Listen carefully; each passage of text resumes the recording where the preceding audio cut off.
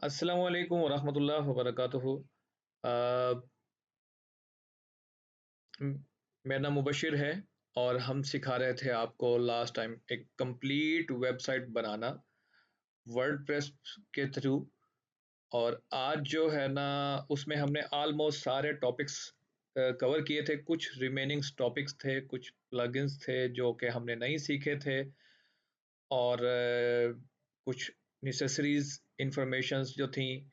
Pages बनाना भी हमने सीख लिया था, और वेबसाइट का थीम इंस्टॉल करना, प्लगइन्स इंस्टॉल करना, ये सारी चीज़ें हमने सीख ली थी। आज जो हम सीखने जा रहे हैं वो है हमारी वेबसाइट को। बेसिकली वेबसाइट्स जब बन जाती हैं तो वो गूगल पर या किसी भी ब्राउज़र पर जब उनको ओपन करते हैं तो उनकी स्पीड लोडिंग टाइम जो है ना काफ़ी स्लो होता है, क्योंकि उसमें काफ़ी सारे एसेट्स यूज़ होते हैं, जेएस इमेजेस, हैवी हैवी चीज़ें यूज़ होती हैं, जिसकी वजह से वो लोड परफॉर्मेंस जो है ना वो काफ़ी इफ़ेक्ट होती है, और वो सर्च इंजन उनको रिकमेंड भी नहीं करते एसईओ रैंकिंग में। तो उसके लिए मोस्टली वर्डप्रेस जो है उसमें काफ़ी सारे कैशेस के प्लगइन होते हैं। हम उनको यूज़ करते हुए अपनी वेबसाइट की पेजेस को, अपनी वेबसाइट के तमाम पेजेस की लोडिंग टाइम को डिक्रीज करते हैं, ताकि वो ऑप्टिमाइज होकर एज फास्ट एज गूगल, कोई भी मेंबर अगर अपना यूआरएल हिट करता है ब्राउज़र के अंदर, तो वो फास्टली लोड होने चाहिए। तो आज हम सीखेंगे वेबसाइट को ऑप्टिमाइज करने के लिए, उसके लोडिंग टाइम को ऑप्टिमाइज करने के लिए टेक्टस, और उसमें हम कौन सा प्लगइन यूज करने जा रहे हैं वो मैं आपको आज बता देता हूं। चलते हैं हम अपने इंट्रोडक्शन की जानिब।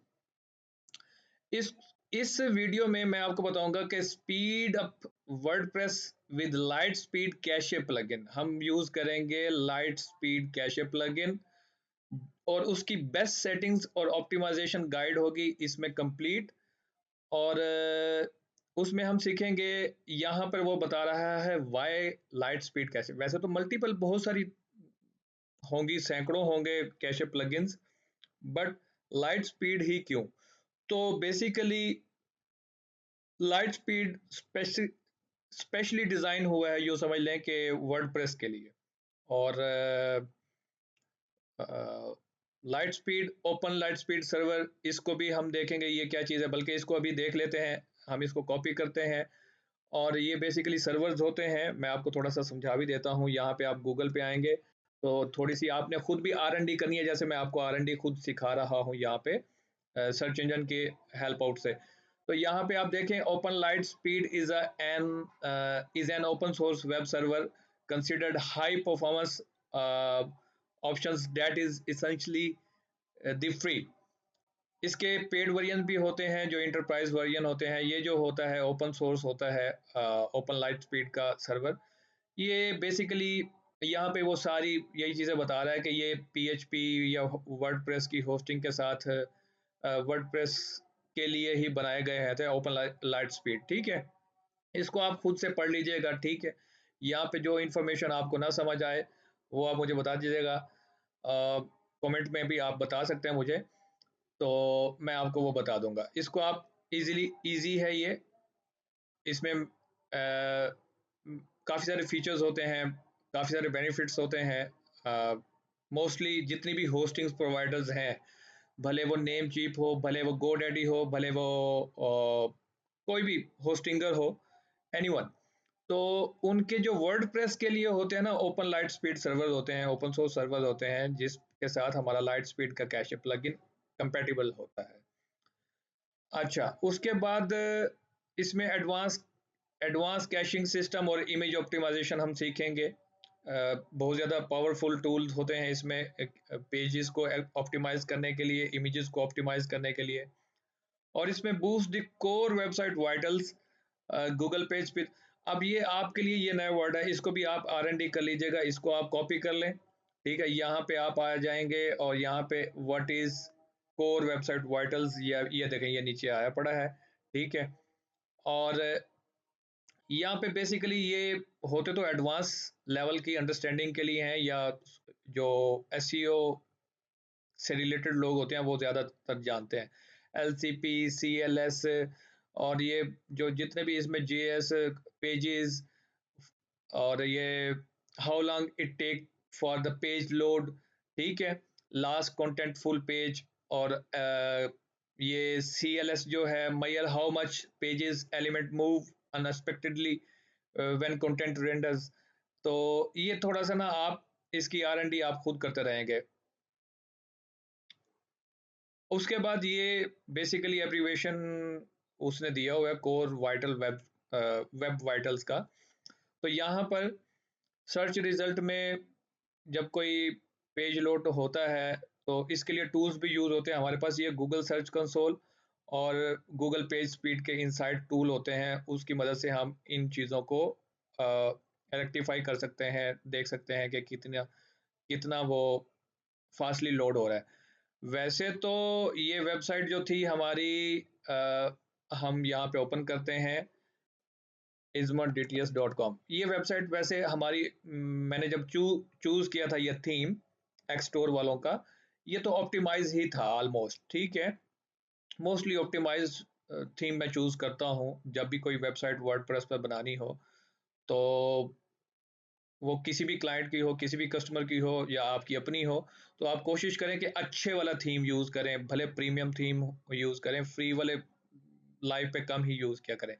और दूसरी बात ये है कि ये इसके ना दो वेरिएंट थे, एक वेब के लिए था, डेस्कटॉप के लिए, और एक मोबाइल के लिए था। इसको अब मैं रिफ्रेश करूंगा, ये देखेंगे ये मोबाइल के लिए वर्जन आ गया। ये कौन सा वर्जन है? ये AMP वर्जन है, ऐप वर्जन इसको कहते हैं, जो कि फास्टर गूगल भी रिकमेंड करता है इनको, ठीक है। अब इसको हम जो है टेस्ट कर लेते हैं कि यहाँ पर हमें ये perfect SEO and better user experience के लिए ये रिकमेंड होता है, ठीक है। अब इसमें सीखेंगे क्या, हम जाएंगे, इंस्टॉल करेंगे कैशे का प्लगइन, उसकी best light speed cache settings को हम सेट करेंगे, उसके अंदर हम इमेजेस को ऑप्टिमाइज करेंगे, CSS JSS की जितनी भी फाइल्स होंगी स्टाइलिंग के लिए, इंटरेक्टिंग के लिए, उनको हम ऑप्टिमाइज करेंगे। पेज कैशिंग को ओपन कर लेंगे, डेटाबेस को ऑप्टिमाइज कर सकते हैं, reduce server load and improve core website vital, वही वाली चीज आ गई जो पेज स्पीड पे मैं आपको बता रहा था। अब उसमें है कि इसमें हम बोनस ये भी सीख लेंगे कि बिफोर एंड आफ्टर में क्या फर्क आता है। ट्राई करके देख लेते हैं कि बिफोर में क्या आता है। यहाँ पर आप आएंगे, यहाँ पर लिखेंगे पेज, बल्कि मैं कोशिश करता हूँ इनकॉग्निटो मोड में ओपन कर लूँ।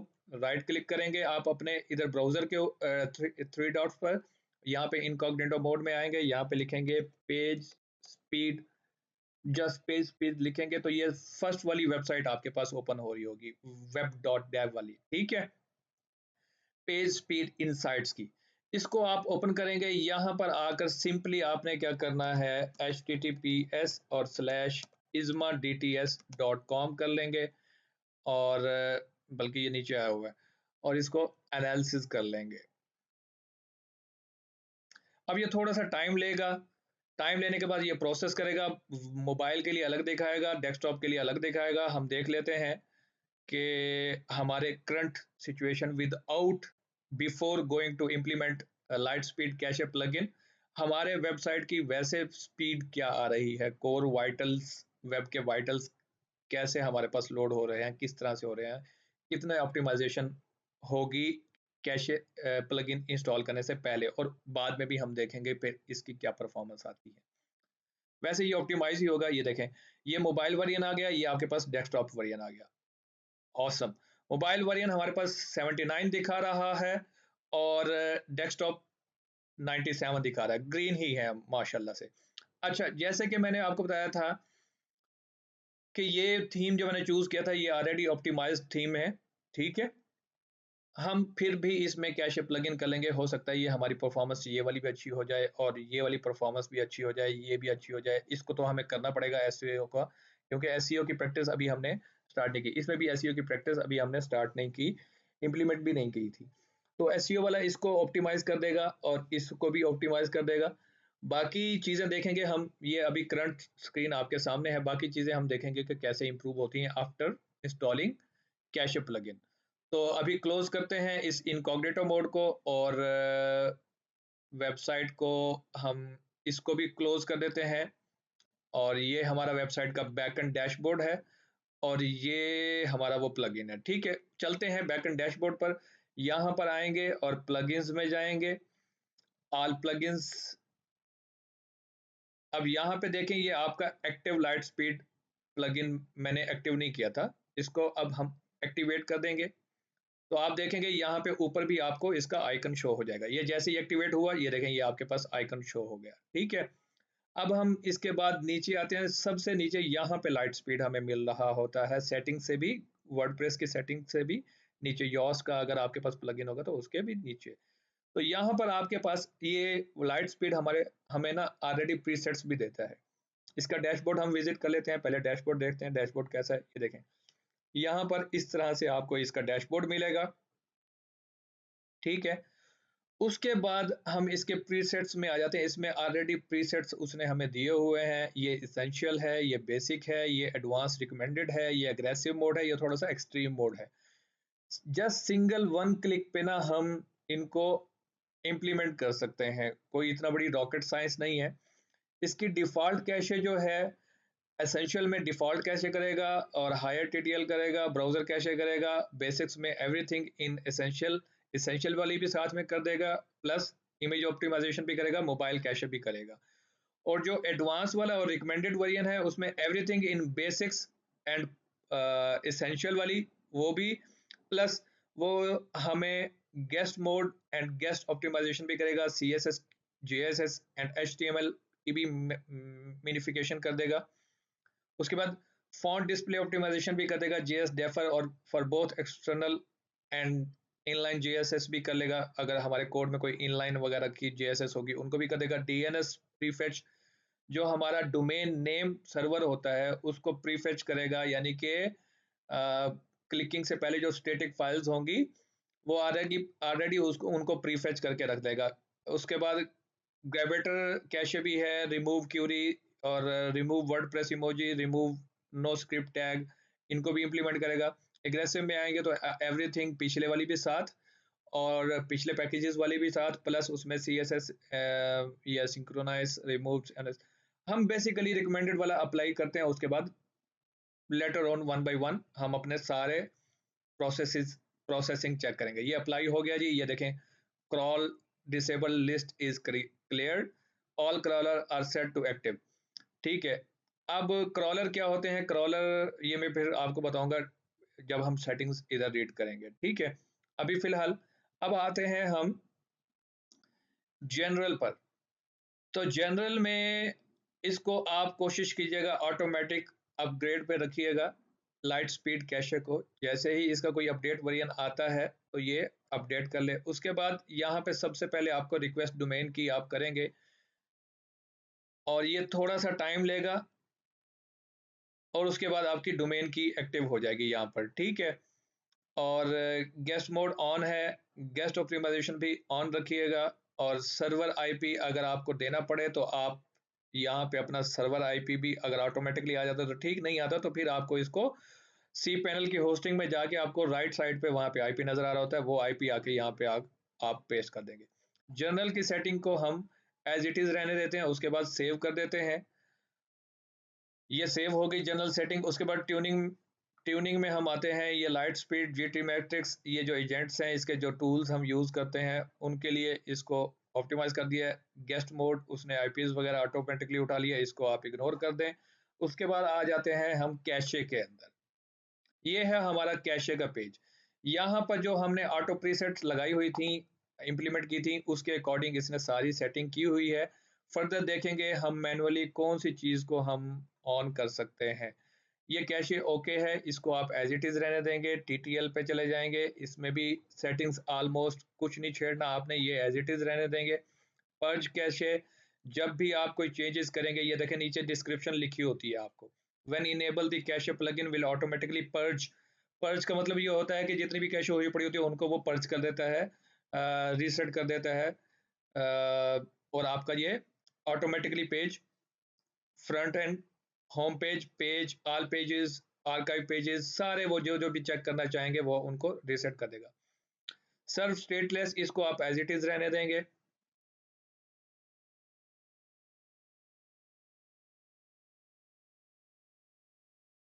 हाँ, इसको आप एज इट इज रहने देंगे और उसके बाद इसको भी आप सेव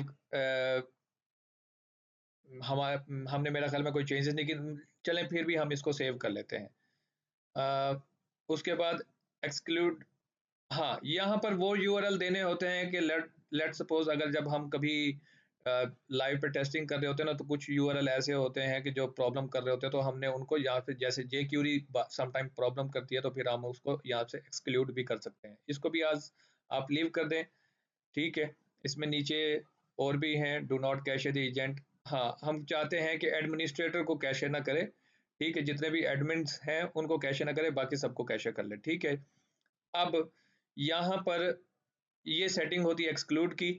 उसके बाद ESI सेटिंग्स हैं, इसको आप एज इट इज रहने दीजिएगा, इसको आपने नहीं छेड़ना, ठीक है। ऑब्जेक्ट कैशे को भी आप एज इट इज रहने दीजिएगा, क्योंकि अगर तो आपकी होस्टिंग प्रोवाइड करती है ये ऑब्जेक्ट कैशे, तो आप यहाँ पे इसको ऑन कीजिएगा, अगर नहीं करती तो फिर आप इसको डिसेबल ही रहने दीजिएगा, ठीक है। ब्राउजर कैशे ऑलरेडी ऑन है, इसको एज इट इज रहने देंगे। एडवांस कैशे में भी आप इम्प्रूव HTTP इसको इम्प्रूव कर लेंगे और सेव कर देंगे, डेट्स इट। ये सेटिंग होगी हमारी कैशे की। उसके बाद जो है यहाँ पे CDN में जाएंगे। CDN क्या होता है? कंटेंट डिलीवरी नेटवर्क होते हैं। अगर तो आपके पास कोई क्लाउड फ्लेयर या कोई और CDN जो कि आपकी इमेजेस वगैरह को ऑप्टिमाइज कर रहा होता है और CDN के थ्रू आपको मैपिंग करा रहा होता है उनकी, तो ये देखें नीचे आप आएंगे, यहाँ पे क्लाउड फ्लेयर की भी ऑप्शन है, क्लाउड फ्लेयर की भी आप यहाँ पे ऑप्शन दे सकते हैं। फिल वक्त मेरे पास कोई ऐसी ऑप्शन नहीं है, और यहाँ पे इसको भी क्विक CDN को भी आप ऑफ ही रहने दें। और यहाँ पर क्विक CDN तो हमने बनाया नहीं है, और उसके बाद इसको फिल वक्त हम एज इट इज़ रहने देते हैं। ये पेजेस वगैरह जब हम इसकी इमेजेस वगैरह अगर CDN से यूज़ करें, को प्रीमियम हो, तो यहाँ पर वो हम उनके डोमेन नेम वगैरह और APIs वगैरह वो प्रोवाइड करते हैं, और उसके बाद इसको सेव कर देंगे, ये ऑटोमेटिकली कंटेंट डिलीवरी नेटवर्क से आता जाएगा। हमारे पास है इमेज ऑप्टिमाइजेशन। नेक्स्ट हमारे पास कैशे के बाद CDN हो गया, CDN के बाद हमने इमेज ऑप्टिमाइजेशन में आए। इमेज ऑप्टिमाइजेशन में हम देखते हैं हमारे पास क्या क्या चीज़ है जो बाय डिफॉल्ट हुई पड़ी है।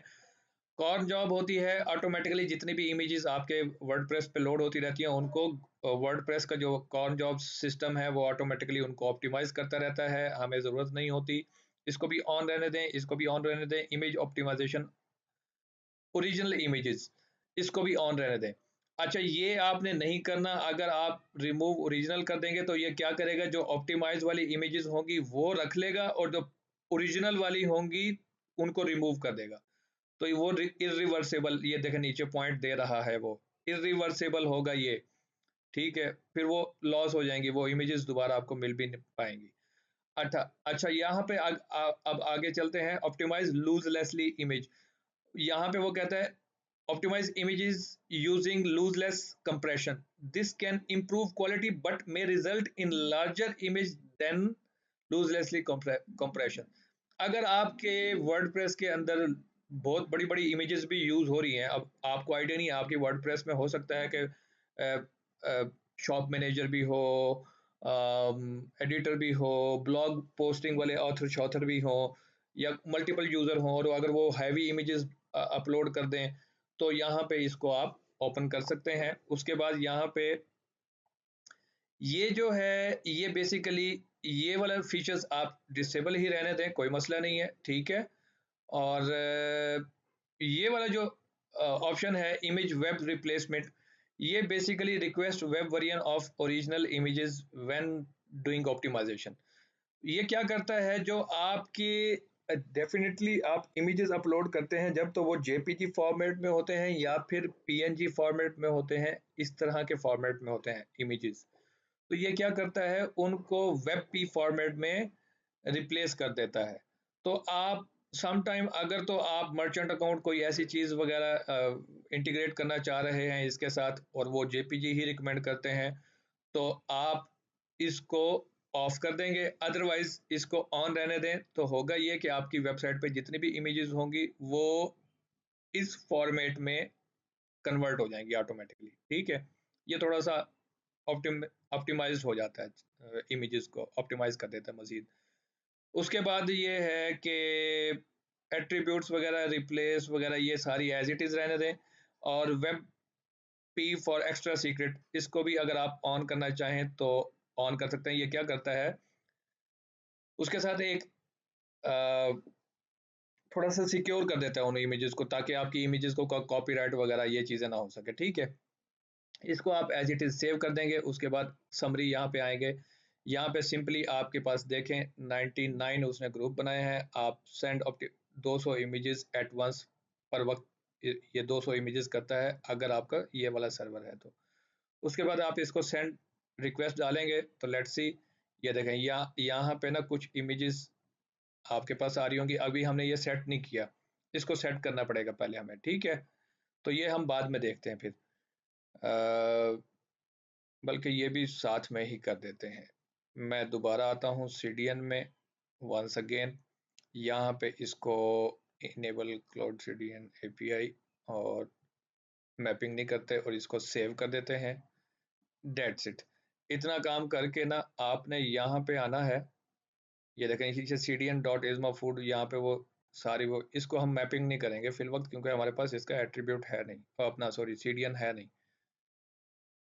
उसके बाद यहाँ पे आएंगे इमेज ऑप्टिमाइजेशन में और इसको सेंड रिक्वेस्ट कर देंगे तो ये सेंड रिक्वेस्ट क्लाउड सर्वर पे चला जाएगा। तो आप थोड़ी देर जब हम कंप्लीट कर लेंगे तो देखेंगे ये कितनी इमेजेस इसने वो कर ली हैं ऑप्टिमाइज। उसके बाद पेज ऑप्टिमाइजेशन पे आते हैं। पेज ऑप्टिमाइजेशन हमारे पास है CSS मिनिफाइड होना चाहिए। CSS को हम कंबाइन भी कर सकते हैं। ठीक है, आप इसको कंबाइन कर लें। उसके बाद ये कंबाइन का मतलब ये होता है जितनी भी CSS होंगी उनको कंबाइन करके एक ही फाइल बना देगा। ठीक है, और उसी में ही हमारी तमाम की तमाम CSS आ जाएंगी। उसके बाद ये इसको भी आप कंबाइन एक्सटर्नल एंड इनलाइन, जितने भी एक्सटर्नल कंबाइन हैं, जितने भी CSS हैं उनको, जो इनलाइन है उनको भी और जो एक्सटर्नल है उनको भी कंबाइन करके एक फाइल हमें बना ले। ठीक है, इसको आप एज इट इज रहने दें।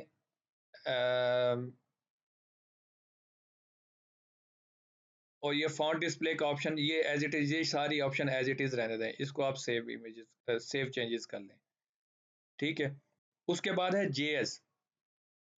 बाय डिफॉल्ट हमारे पास जो हमने प्रीसेट्स लगाया था उसने बाय डिफॉल्ट वो सेटिंग कर दी है। इधर JS को भी कंबाइन करना है तो आप कंबाइन कर लेंगे, अदरवाइज इसको ऐसे रहने दें। ये वाला कर लेते हैं, हम इसको कंबाइन कर लेते हैं। ठीक है, और ये डेफर्ड पे ही रहने दीजिएगा और उसके बाद सेव। अब ये HTML सेटिंग है तो HTML सेटिंग्स में आ जाते हैं। नेक्स्ट टैब हमारे पास HTML का है। DNS प्रीफेच, यहाँ पर आप सिर्फ क्या करेंगे, isma.dts.com, ये देखें नीचे आपको एग्जांपल भी दे रहा होगा। यहाँ पे आप चाहें तो आप प्रीफेच DNS भी कर सकते हैं, तो ये हम यहाँ पे इसको ऐसे दे देंगे और DNS प्रीफेच कंट्रोल ऑन है। उसके बाद HTML लूजलेस, इसको भी छोड़ दें, इसको भी छोड़ दें और वर्डप्रेस इमोजी रिमूव कर दें, नोट स्टैक इसको भी ऑन कर दें। तो remove Google font as it is रहने दें, इसको ना कीजिएगा। और उसके बाद सेव। हम देखेंगे रिक्वायरमेंट, अभी तो हम सेटिंग्स कर रहे हैं, हम देखेंगे परफॉर्मेंस में कैसे होता है। लेजी लोड अगर आप करना चाहें इमेजेस को, मीडिया को, तो आप कर सकते हैं, अदरवाइज मैं तो नहीं करता होता बिकॉज के वो ऑटोमेटिकली इमेजेस ऑप्टिमाइज होकर लोड हो जाती हैं। सम टाइम ये क्या करता है कि ऑप्टिमाइज पेज लोड हो जाता है, इमेजेस को बाद में लोड करना होता है सर्वर ने। तो आप इसको ऑन करेंगे तो वो ऐसे ही परफॉर्म करना शुरू कर देगा। आप चाहें तो इसको ऑन कर सकते हैं, अदरवाइज इसको एज इट इज रहने दें। रिस्पॉन्सिव प्लेस होल्डर को भी अगर आप ऑन करना चाहें तो आप कर सकते हैं कि जब तक इमेजेस लोड नहीं होती तो तब तक वहाँ पे कोई ना कोई लोडर होना चाहिए। ठीक है, प्लेस होल्डर होना चाहिए वहाँ पर। ठीक है, इसको भी ऑन कर सकते हैं अगर करना चाहें तो, अदरवाइज इसको मैं तो नहीं करता।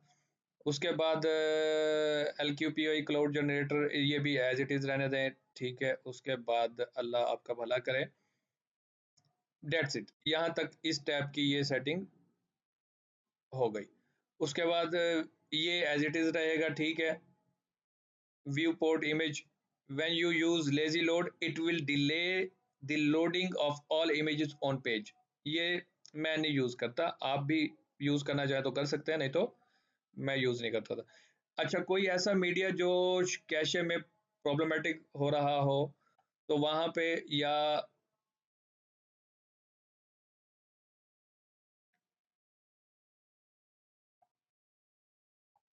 हाँ कोई ऐसा मीडिया, ये देखें listed images will not be lazy load, कुछ ऐसी इमेजेस होती हैं जैसे लोगो वगैरह होता है, तो ये हम कोशिश करेंगे लेजी लोड पे ना हो, कुछ उन मीडियाज को हम यहाँ पे एक्सक्लूड कर सकते हैं, जैसे जेएस में था एक्सक्लूड वगैरह, जेएस में था किधर था, आई थिंक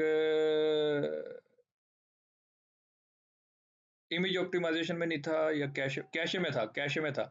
तो कैशे में जिस तरह से कैशे हम एक्सक्लूड कर लेते हैं उसी तरह यहाँ पे इमेजेस भी एक्सक्लूड कर सकते हैं। अच्छा, उसके बाद ये ग्रेवेटर है, इसको एज इट इज रहने दें, ये तो वो इमोजीज वगैरह, ये जो इमोजीज आती हैं ये उनके लिए है, ठीक है। अच्छा, उसके बाद ट्यूनिंग जेएस डिलेड इंक्लूड, इसको भी आप एज इट इज रहने दें, नो इशू। अच्छा, उसके बाद आते हैं डेटाबेस पर। डेटाबेस पर आप देखेंगे कि काफ़ी सारे आपके पास यहाँ पे वो डेटाबेस की क्यूरीज चल रही होती हैं, ये बड़ा सेंसिटिव काम होता है, इसको आपने कोशिश करना है कि बस जो एक्स्ट्रा हमारी रिविजन्स होती हैं, जो ड्राफ्ट पोस्ट होती हैं, वो सारी डिलीट हो जाएंगी फिर। इसको आपने ऑप्टिमाइज, इसमें कुछ सेटिंग नहीं करनी, एज इट इज़ पड़ा रहे डेटाबेस को, आप ऐसे ना छेड़िएगा। जब आप सिंगल ऑनर हों किसी भी वेबसाइट के, तो फिर आके आप इसको ऑप्टिमाइज कर सकते हैं, अदरवाइज मैं नहीं रिकमेंड करूंगा, क्योंकि मल्टीपल यूजर जब आपकी वेबसाइट पे काम कर रहे होते हैं तो वहाँ पे सम टाइम किसी ने ड्राफ्ट में कुछ रखा हुआ हो, किसी ने ट्रैश में कुछ पोस्ट डाली हुई हो, किसी ने ट्रांसेंट कर रखी हो, रिविजन्स कर रखी हो, ठीक है। तो ये देखें, ये रिविजन्स पड़ी हुई हैं, तो काफ़ी सारी ये चीज़ें जो है ना वो फिर डिलीट हो जाएंगी आपकी डेटाबेस में से। अब उसके बाद आते हैं क्रॉलर। क्रॉलर बेसिकली क्या होता है? क्रॉलर जो आपकी वेबसाइट पे किसी भी सर्च इंजन की जानिब से रोबोट्स आते हैं, उन रोबोट्स पे वो आपकी वेबसाइट को क्रॉल करते हैं, इमेजेस वगैरह और आपके वेबसाइट के पेजेस वगैरह को, और वो इंडेक्स होते हैं। सम टाइम ये क्रॉलर जो है ना लाइट स्पीड का जो प्रीमियम सर्वर होते हैं उसके साथ काम कर रहे होते हैं, बहरहाल फ्री प्लगइन के साथ ये एज इट इज, इसकी ऑप्शंस को ना छेड़िएगा, इसको भी एज इट इज रहने दीजिएगा, ठीक है। यहाँ पे क्रॉलर ऑफ हुआ पड़ा है, सिर्फ आपने आके इसको ऑन कर देना है, क्रॉलर को एक्सेस दे देनी है कि आए वो हमारे पेजेस पे, क्योंकि डेफिनेटली जब क्रॉलर्स भी आपके वेबसाइट पर आएंगे तो ट्रैफिक की स्पीड डाउन होगी, सर्वर की स्पीड डाउन होगी, तो यहाँ पे जो इस, और अगर नहीं आएंगे तो एसईओ भी नहीं हो पाएगा, ठीक है, पेजेस भी इंडेक्स होने में प्रॉब्लम्स आएंगी। तो यहाँ पे आपने उन सेटिंग्स को एज इट इज़ रहने देना है और सिर्फ आके यहाँ पर सेव चेंजेस कर लेनी है, क्रॉलर को ऑन कर देना है, ठीक है। उसके बाद इसको भी आप एज इट इज़ रहने दें। उसके बाद साइट मैप जो होगा आपकी वेबसाइट का, जो साइट मैप यॉस से निकला हुआ है, मैं उसको बता देता हूँ। आप यहाँ पे आएंगे, इसमा DTS लिखेंगे, .com लिखेंगे, यहाँ पर आके I think index under secure site map है या पता नहीं, बहरहाल आप यहाँ पे आके लिखते हैं साइट मैप .com और साइट मैप .xml, इसको इंटर करेंगे तो हाँ, ये साइट मैप अंडर सिक्योर, ये इस साइट मैप के यूआरएल को कॉपी करेंगे। ये बेसिकली साइट मैप होता है यॉस वालों की तरफ से जो क्रिएट हो जाता है, आपकी वेबसाइट के जितने भी पेजेस, कैटेगरीज, पोर्टफोलियोज, वो सारी इंडेक्स हो रही होती हैं क्रॉलर के अंदर। हम वो भी सीखेंगे कि गूगल पर हम अपनी वेबसाइट को इंडेक्स कैसे करेंगे। तो यहाँ पे आके अपना आपने साइट मैप का यूआरएल डाल देना है, उसके बाद drop domain from site map, और साइट मैप इसको पढ़ते हैं, the crawler will pass the site map.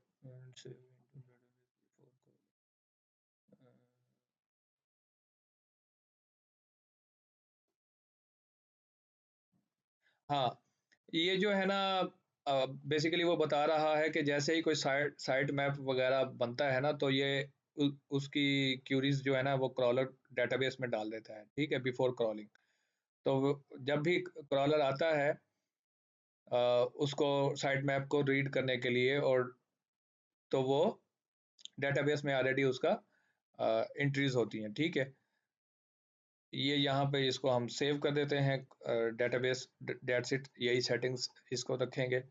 और उसके बाद जो है ये टूल बॉक्स हैं, टूल बॉक्स किसी पर्पज़ के लिए अगर आप यूज़ करना चाहें तो आप यूज़ कर सकते हैं। ये वही टूल बॉक्स हैं जो आपको यहाँ पे दिखाएंगे, पेज कैशे और ये पर्ज आल कैशे। अगर को वेबसाइट के प्रॉब्लम आ रही है तो यहाँ पे आप पूरी की पूरी लाइट स्पीड की कैशे को भी पर्ज कर सकते हैं। ठीक है, और उसके बाद इंपोर्ट एक्सपोर्ट, अगर आपने वेबसाइट को अपनी किसी दूसरे सर्वर पे, किसी दूसरी होस्टिंग पे ले जानी है तो यहाँ से भी आप उसकी सिर्फ लाइट स्पीड की सेटिंग्स को एक्सपोर्ट भी कर सकते हैं और दूसरी वेबसाइट पे इम्प्लीमेंट भी कर सकते हैं। उसके बाद ये आपके पास .htxs की फाइल होती है, इसके अंदर लाइट स्पीड ऑटोमेटिकली इंटीग्रेट हो जाता है और ये उसका कोड लिख देता है। ठीक है, इसमें HTXS में सिक्योरिटी पर्पज़ के लिए बहुत सारा कोड होता है। ठीक है, और उसके बाद ये heartbeat as it is रहने दें आप, फिल वक्त इसको ऑन करने की ज़रूरत नहीं है।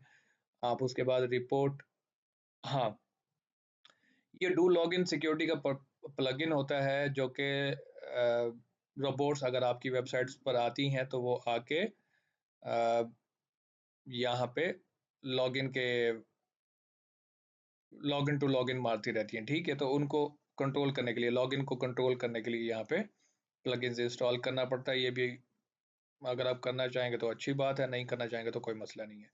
उसके बाद डिबग वगैरह चेक करना, यहाँ से आप चेक कर सकते हैं अगर आप तमाम फीचर्स बिफोर और आफ्टर जो है ना ऑप्टिमाइजेशन चेक करना हो तो ये चेक कर सकते हैं। उसके बाद यहाँ पे लॉग फाइल है, उसके बाद बीटा टेस्ट है, यहाँ पे अगर आप कुछ बीटा टेस्ट वगैरह ये थोड़ा सा एडवांस लेवल के हैं। ठीक है, तो आप डेट्स इट, ये सेटिंग्स हैं। उसके बाद अब हम आते हैं दोबारा से अपने इनकॉग्निटो मोड में। अब यहाँ पर आकर दोबारा से पेज स्पीड चेक करते हैं, देखते हैं कितनी परफॉर्मेंस हमारी जो है ना इम्प्रूव हुई है और कौन से पेजेस हमारे रह गए हैं, कौन से नहीं हुए और क्या करना है। ये देखें, ये नीचे आ गया इज़मा DTS। उसके बाद एनालाइज करेंगे। अभी ये कैशे में भी थोड़ा सा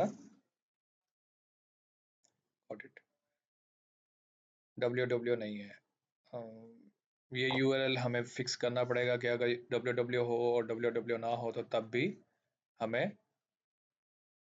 परफॉर्मेंस परफॉर्म करें।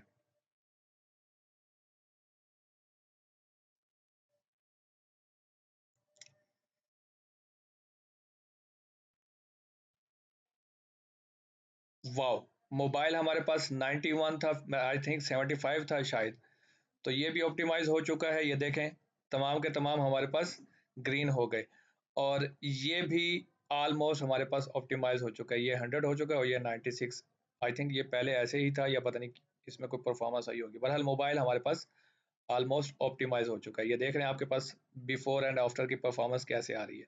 इसमें स्टिल हमारे पास ये 2.9, इसको भी हम इम्प्रूव कर सकते हैं। और ये देखते हैं लार्ज कंटेंट LCP, ये लार्ज कंटेंट इज़मा DTS और ये पोटेंशियल LCP है।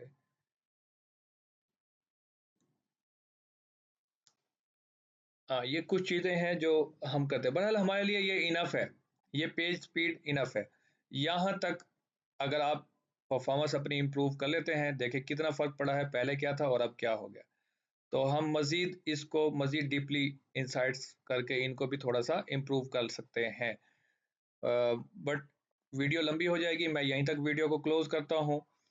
और इंशाल्लाह ताला नेक्स्ट जो वीडियो होगी हमारी, वो होगी हम अपनी अपनी वेबसाइट को गूगल सर्च कंसोल में इंडेक्स कैसे करेंगे और गूगल एनालिटिक्स के साथ ये इंटीग्रेट कैसे करेंगे और गूगल एड्स के साथ बैक वक्त इंटीग्रेट कैसे करेंगे। वो प्लगइन हमारे पास होगा, वो मैं बल्कि इसी ही वीडियो में दिखा देता हूँ।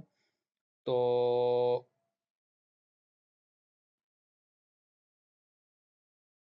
चलें, वो नेक्स्ट वीडियो में ही दिखाएगा, आप मुझे कमेंट कर दीजिएगा। ठीक है, मैं वो फिर नेक्स्ट वीडियो में ही लेकर आऊँगा। अभी इस वीडियो को यहीं पर क्लोज करते हैं, वीडियो लंबी हो रही है। फिर इंशाल्लाह ताला नेक्स्ट वीडियो में मिलेंगे नई इन्फॉर्मेशन के साथ। हमने इस पूरी की पूरी वेबसाइट को इस सीरीज के अंदर कंप्लीट ऑप्टिमाइज कर देना है, पूरा का पूरा प्रोसेस, ठीक है। और इंशाल्लाह ताला मिलेंगे नेक्स्ट वीडियो में। अपना और अपने घर वालों का ख्याल रखिएगा, तब तक के लिए अल्लाह निगहबान।